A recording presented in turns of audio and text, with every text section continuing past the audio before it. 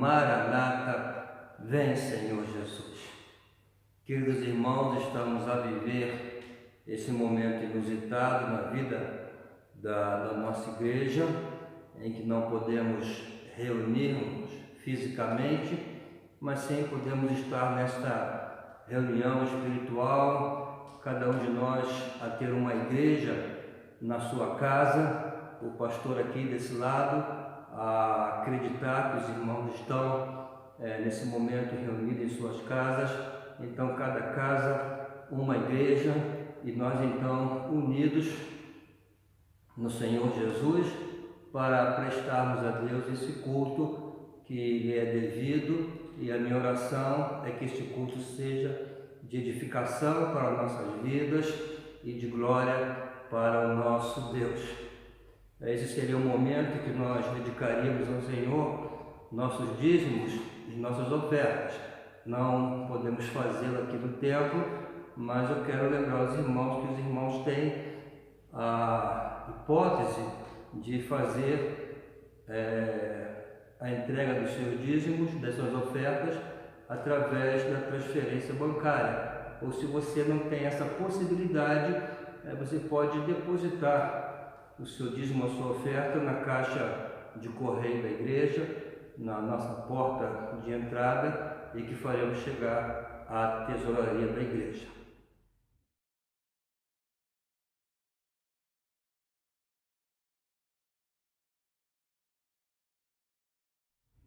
O apóstolo Pedro, na sua primeira carta, capítulo 5, versículo 7, ele diz que nós devemos lançar sobre Deus toda a nossa ansiedade, porque Ele tem cuidado de nós. E nesse momento, irmãos, estamos a viver realmente tempos de angústia, tempos de ansiedade. Então eu quero convidar os irmãos, nesse momento, a colocar diante do Senhor aquilo que te angustia, aquilo que te preocupa, esta situação do coronavírus que estamos a viver nesse momento. Vamos ter um tempo de oração, cada um em sua casa, vamos orar, um tempo de oração silenciosa, e depois o pastor também estará a orar.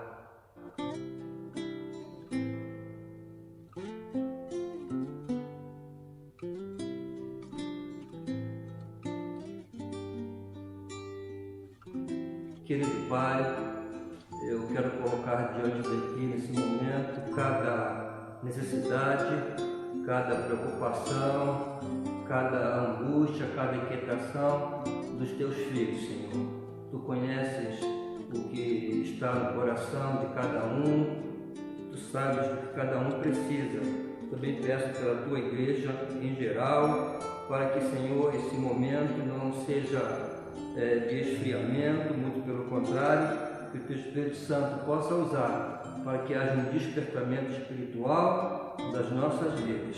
Pai, proteja a Tua igreja, proteja especialmente os mais idosos da Tua igreja, também aqueles que estão a trabalhar na área de saúde, que recebam a Tua proteção. Eu oro em nome de Jesus.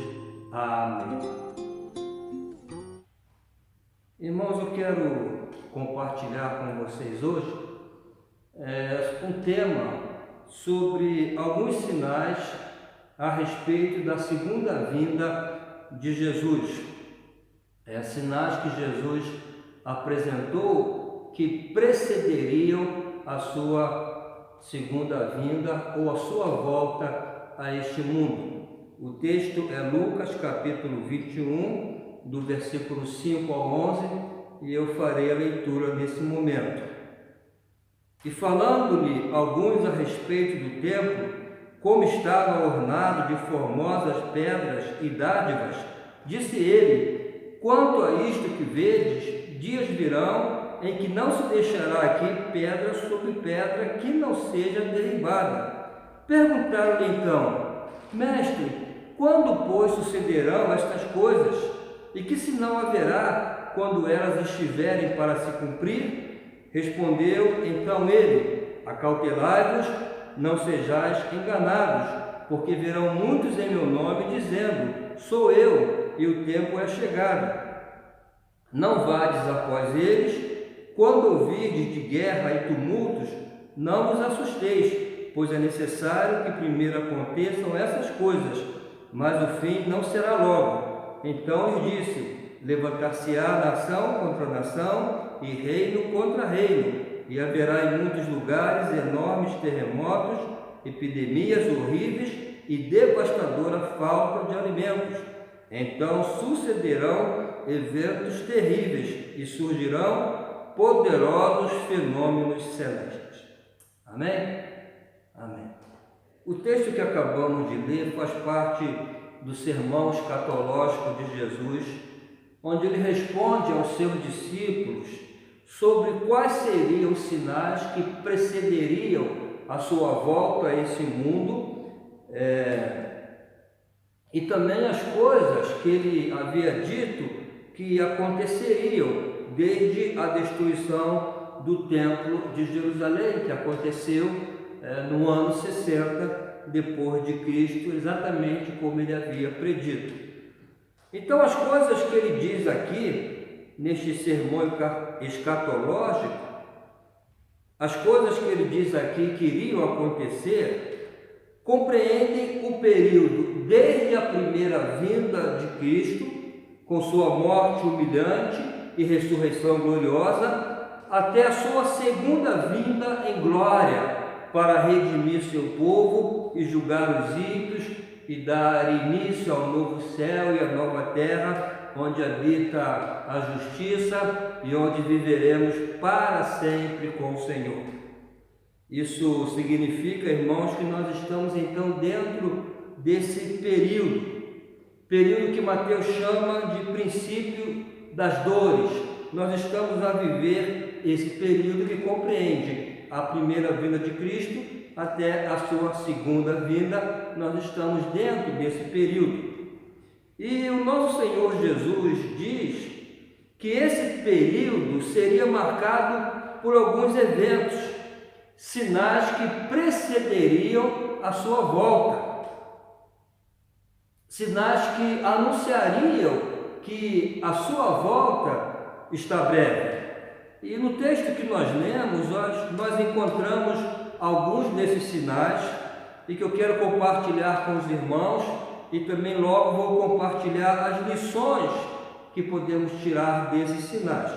O primeiro sinal é o surgimento de falsos profetas. Jesus disse: acautelai-vos, não sejais enganados, porque virão muitos em meu nome dizendo: sou eu, e o tempo é chegado, não vades após eles. Bem, desde que ele falou essas palavras, o surgimento de falsos profetas não deixou de acontecer. Inclusive, já apareceram alguns a dizer que eram o próprio Cristo. Já na era apostólica, os discípulos de Jesus tiveram que combater esses falsos mestres que ensinavam falsas doutrinas e introduziam heresias na igreja. O surgimento desses falsos mestres continuou a acontecer no período pós-apostólico e aconteceu também na Idade Média, quando dentro da própria igreja surgiram heresias essas que perduram até o dia de hoje, como por exemplo a adoração de Maria, a mediação dos santos, purgatório, venda de indulgências, salvação por obras, dezenas e dezenas de heresias e falsas doutrinas. Mas depois da Reforma Protestante, a mesma coisa aconteceu e continua a acontecer até hoje. No mundo todo se apresentam pessoas trazendo falsas doutrinas, heresias, surgem seitas, como por exemplo os adventistas do sétimo dia, que já marcaram a volta de Jesus várias vezes, os mormons, que se declaram a verdadeira igreja de Jesus, os testemunhas de Jeová, que negam a divindade de Jesus. Hoje nós temos a teologia da prosperidade, onde falsos apóstolos usam a fé como fonte de lucro. Então Jesus disse para termos cuidado. a fim de não sermos enganados por esses falsos mestres, por essas falsas doutrinas.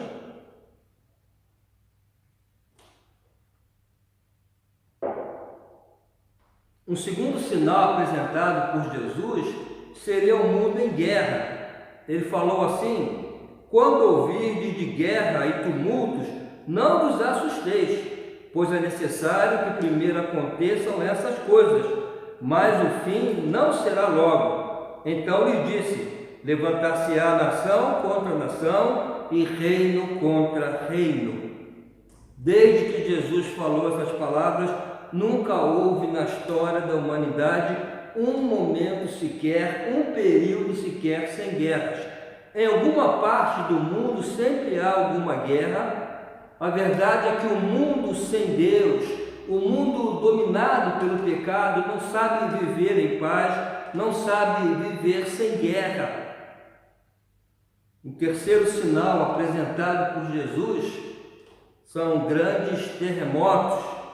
Ele disse assim: e haverá em muitos lugares enormes terremotos. Desde que Jesus disse isso, os terremotos se têm intensificado. No mundo há uma média de 17 terremotos de grande magnitude por ano, e a tendência é que essa média cresça a cada ano. Jesus disse que aconteceria em vários lugares. Aqui mesmo em Portugal já aconteceu alguns, né? E o maior de todos, eu creio que foi o terremoto acontecido em Lisboa, no dia 1º de novembro de 1755, que vitimou pelo menos 100 mil pessoas. E cada terremoto é um anúncio de que Jesus está a voltar. O quarto sinal apresentado por Jesus são as epidemias. Lá no versículo 11 ele diz assim: epidemias horríveis e devastadora falta de alimentos. Então sucederão eventos terríveis e surgirão poderosos fenômenos celestes. Jesus fala de epidemias terríveis e devastadora falta de alimentos. Jesus estava a prever propagação de doenças que trariam fome e colapso financeiro ao mundo. Desde então, as epidemias não têm parado de surgir e nesse exato momento nós estamos dentro de uma. O coronavírus faz parte do cumprimento dos sinais apresentados por Jesus. A realidade que se nos apresenta é que estamos a viver um evento dentro da história da humanidade, evento que foi anunciado por Jesus como um dos sinais que precederiam sua volta. Jesus disse que aconteceriam coisas espantosas, que a humanidade não estaria preparada. O coronavírus é exemplo disso. O mundo não estava preparado para esta epidemia, não há vacina, não há remédio ainda. Então, irmãos, eu quero considerar agora 5 pontos para que possamos entender melhor a situação em que estamos a viver, para que não sejamos tomados pela dúvida ou por nenhuma inquietação. E eu quero chamar a atenção dos irmãos agora para isso. O primeiro ponto é o seguinte: essas calamidades vão acontecer até que Jesus venha. Não tem jeito, não tem como não acontecer. Assim está predito, assim está determinado por Deus. Não há mínima hipótese de que o mundo viva sem calamidades. Elas vão acontecer. O segundo ponto, irmãos, é que essas calamidades são sinais de que o mundo realmente se encaminha para o fim. No versículo 9, Jesus disse: quando ouvides falar de guerras e revoluções, não vos apavoreis, pois é necessário que estes fatos venham primeiro. Contudo, o fim não ocorrerá imediatamente. Aqui Jesus não está a dizer que o fim não ocorrerá. Ele não nega que haverá um fim. O que ele está a dizer é que o fim não ocorrerá imediatamente após essas calamidades, mas depois sim haverá um fim. Nós não devemos esperar que agora, por causa do coronavírus, amanhã o mundo vai acabar, não. Jesus disse, ainda não é o fim, mas ele afirma que haverá um fim. Na verdade, essas coisas são sinais e nos dão a certeza de que o mundo caminha para o fim, que Jesus vai voltar para redimir os salvos e julgar os perdidos. Como diz o hino 112 do cantor cristão, os sinais da sua vinda mais se mostram cada vez, vencendo, vem Jesus. Ele virá, como afirma no verso 27, e então verão vir o Filho do Homem numa nuvem, com poder e grande glória. Essas coisas são sinais de que o fim está próximo e de que em breve Jesus voltará. Em terceiro lugar, é necessário que essas coisas aconteçam. Jesus disse, pois é necessário que estes fatos venham primeiro. É necessário. Necessário por quê? Primeiro, para mostrar nossa fragilidade, o quanto somos frágeis diante dessas coisas. Em pouco tempo veio o caos. O mundo inteiro está desestabilizado. Um pequeno vírus permitido por Deus serviu para desestabilizar todos os sistemas do mundo, sistema financeiro, político, religioso, a saúde, tudo está a desestabilizar-se. Também é necessário para mostrar que dependemos de Deus, que há um Deus acima de nós. Muita gente que estava a viver como se Deus não existisse, nessa hora passa a buscar a Deus. Também é necessário para quebrar a arrogância humana. No versículo 25 e 26, nós encontramos os efeitos que fariam no coração da humanidade. Jesus diz, angústia das nações, homens desmaiando de terror. Olha, homens desmaiando de terror.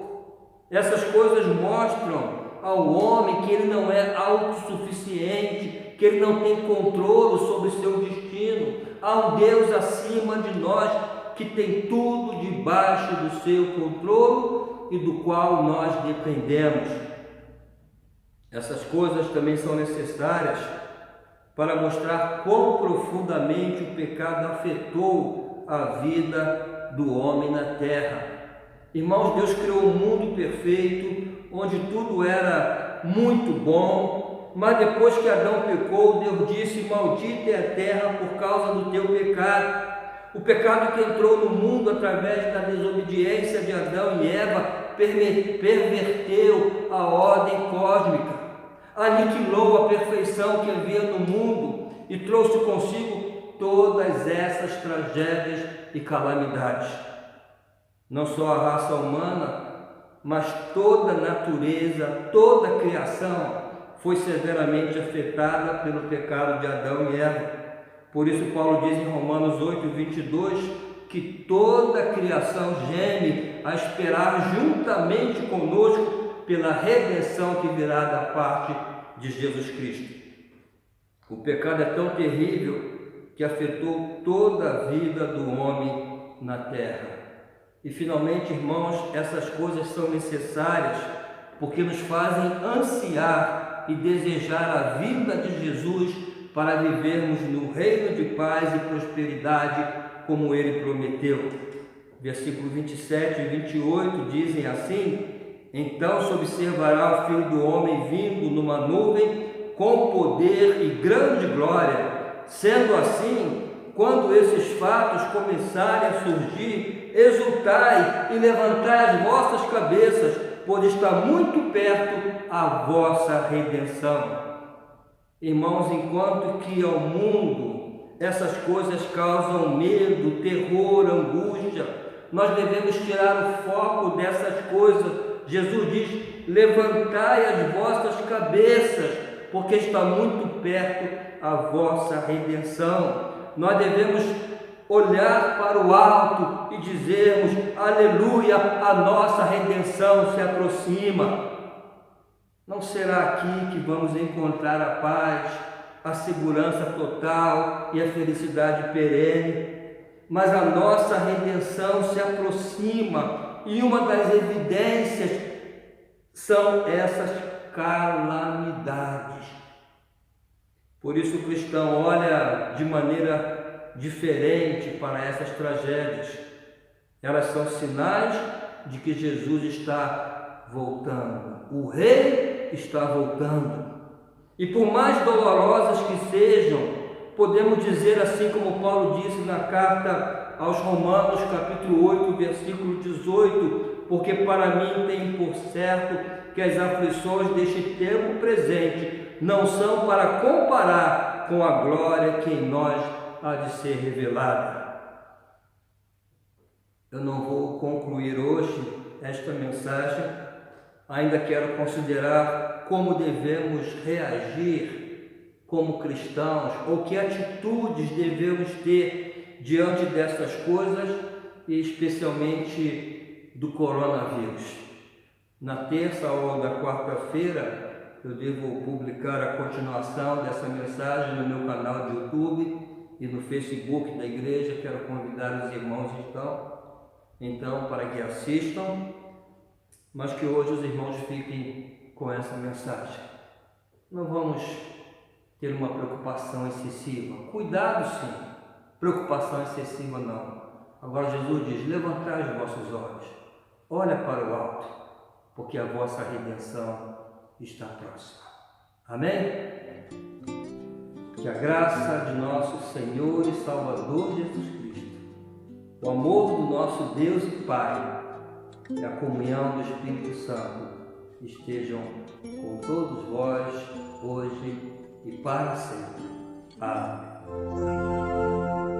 O mercado está vazio, todo o tráfego parou, construtores não trabalham, a colheita já findou, afazeres são deixados, terminaram seu labor, toda a terra está em suspense, é a volta do Senhor. O Rei está voltando, o Rei está voltando, a trombeta está soando, o meu nome a chamar. O Rei está voltando, o Rei está voltando, aleluia, Ele vem me buscar. As notícias são constantes, nunca houve nada igual. Todos olham assustados, o que acontecendo está. A cidade já deserta, sua agitação parou, pois o céu está se abrindo, é a volta do Senhor. O Rei está voltando, o Rei está voltando, a trombeta está soando, o meu nome a chamar.